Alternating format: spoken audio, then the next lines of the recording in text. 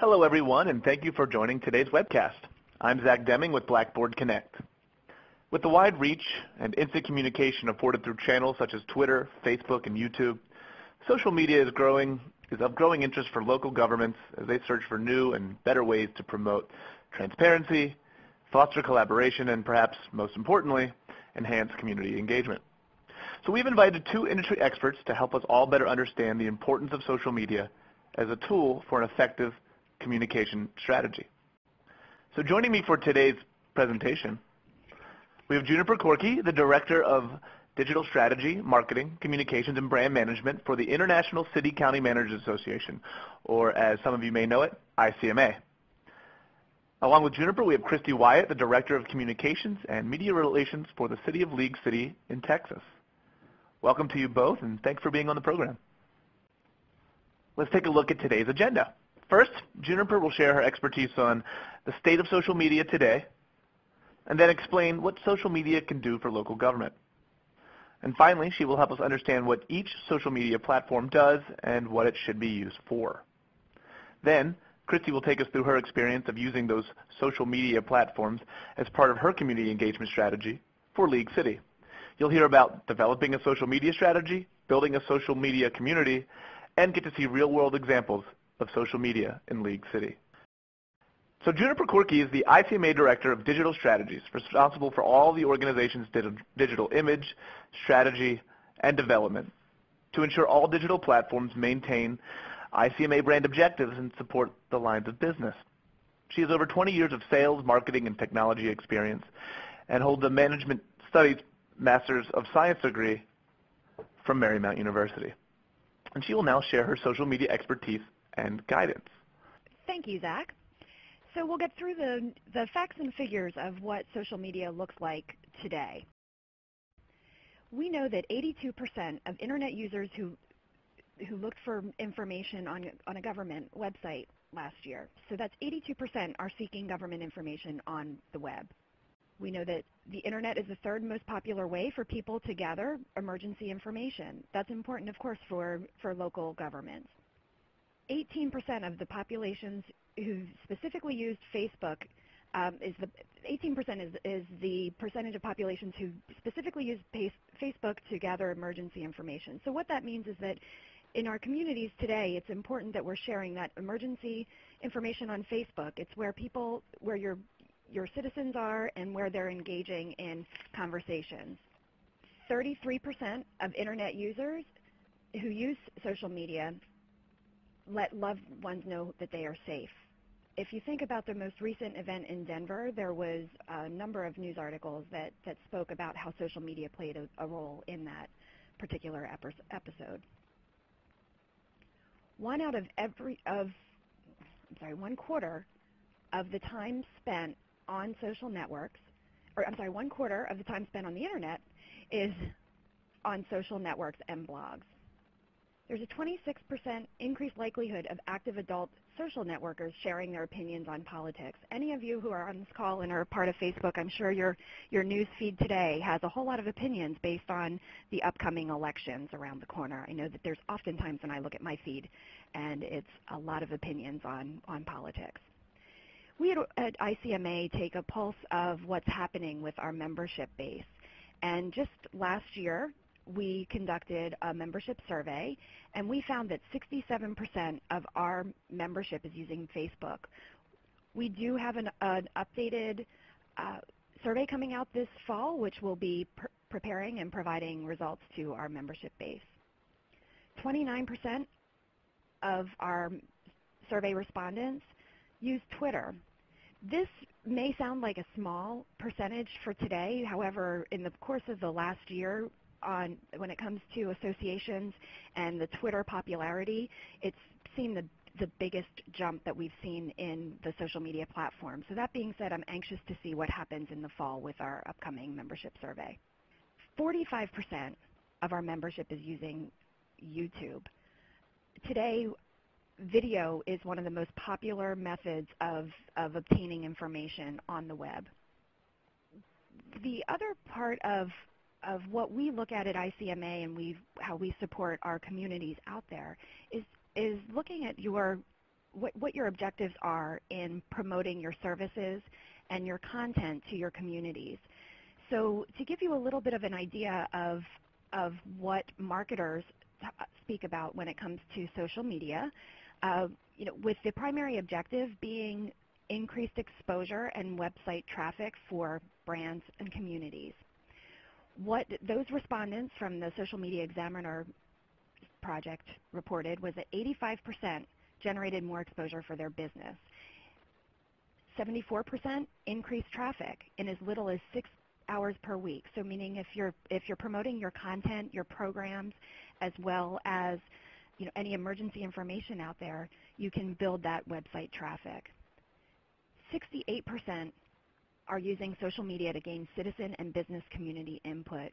In today's day and age, it's important to have that one-to-one conversation instead of the one-to-many that we often had in the days of the old marketing standpoint. Today, we can have the direct conversation with those influencers as well as those citizens and customers in the business sense that have critical input to improve our programs.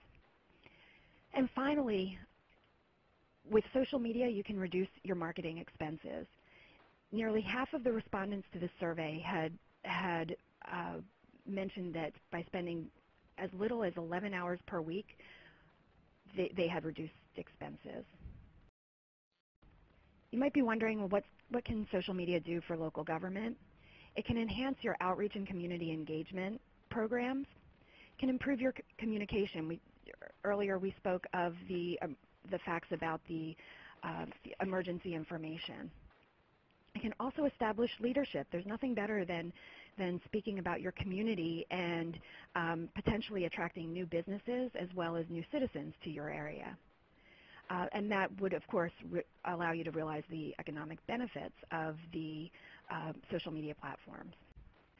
The reason that you would want to be engaging in social media, if you're not involved, citizens today and users today will create their own communities.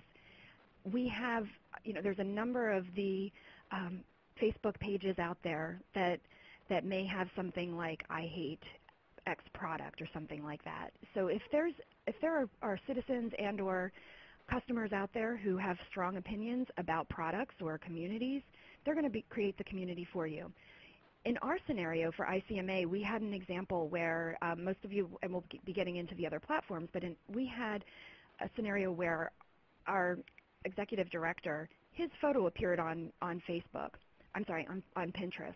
That being said, we realized that we need to be present on the Pinterest platform. So since our membership prospects and membership base are engaging on that platform, we have been tasked with creating that strategy. That being said, we go back to this emergency communication point.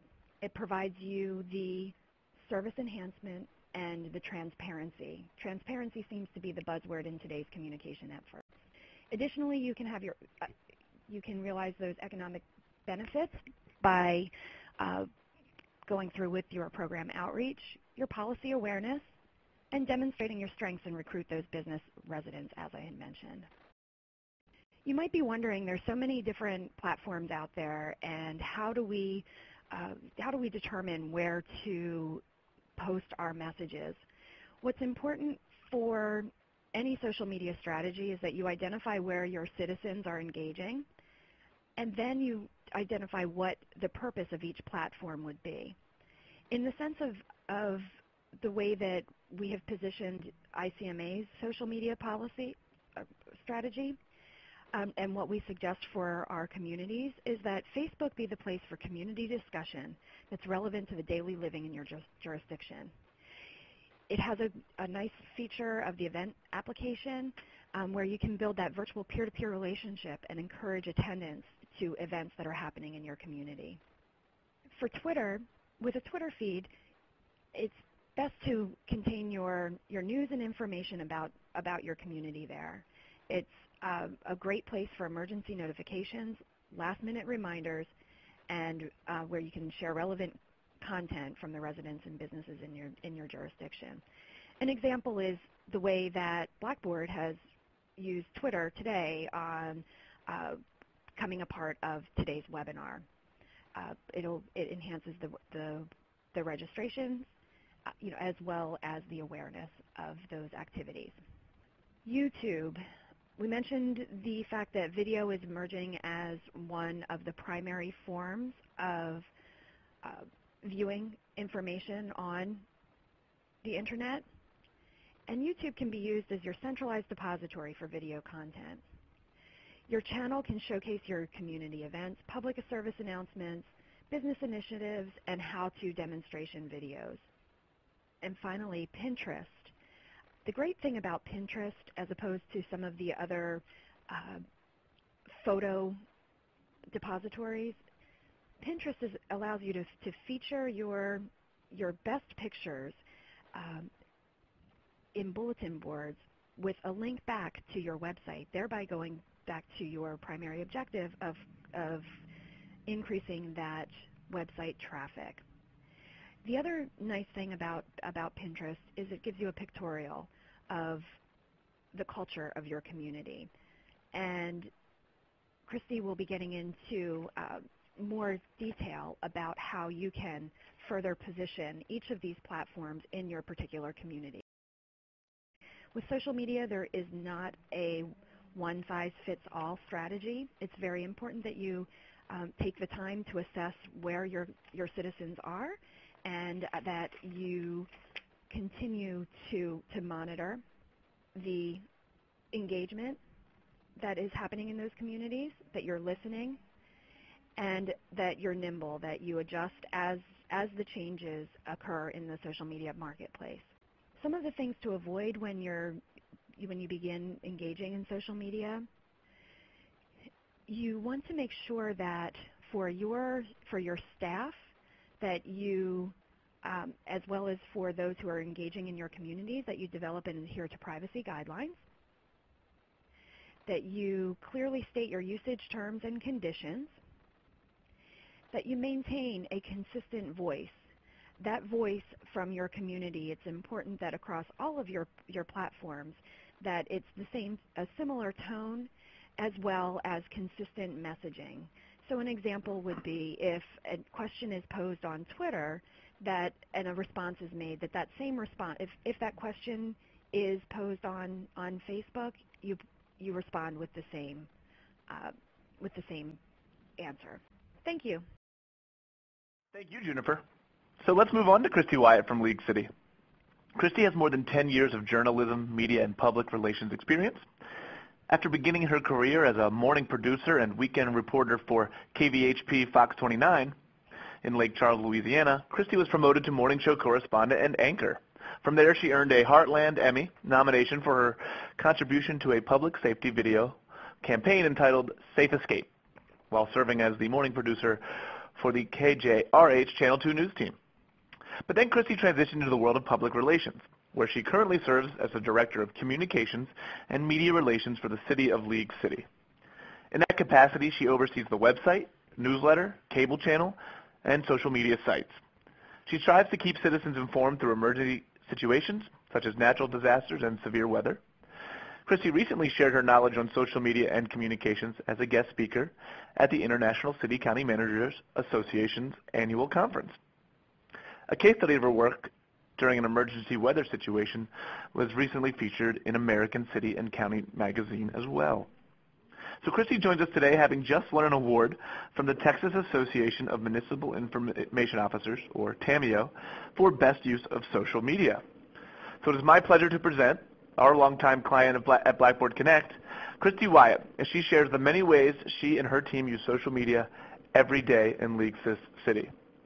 Christy, before we get into the many great ways you're using social media in League City, can you tell us how best to develop a social media strategy and just how to build a social media community? Sure, Zach. We start with understanding your audience. So the first thing you have to identify is who is your audience, who is your community, and how do they like to receive their information. And so you need to know what are the demographics, the socioeconomic status of your citizens. You need to know if they're older people or younger people.